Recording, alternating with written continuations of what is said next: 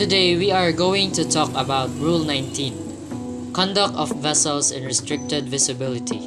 The rule applies to vessels not in sight of one another when navigating in or near an area of restricted visibility. So this means that it needs to be in a restricted visibility, but your own vessel doesn't need to be in it. If you're approaching another vessel which is in restricted visibility, then Rule 19 will still apply.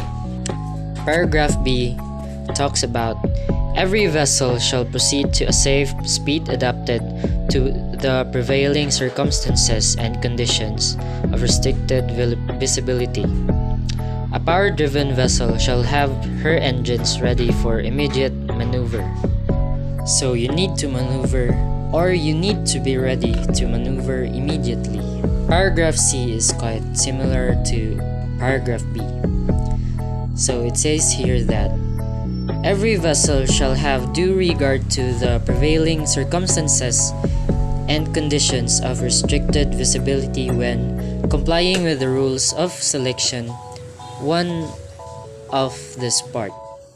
Not only we are talking about safe speed, but we're also talking about lookout, risk for collision, action to avoid collision, narrow channels, and traffic separation schemes. In paragraph D, a vessel which detects by radar alone the presence of another vessel shall determine if a close quarters situation is developing and or risk for collision exists.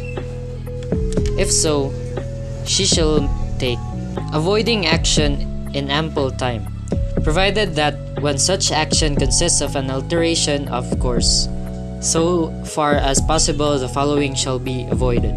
An alteration of course to port for a vessel forward to off a beam other than for a several being overtaken. An alteration of course to port for a vessel forward of the beam other for a vessel being overtaken. Number 2 is an alteration of course towards a vessel, a beam, or above the beam.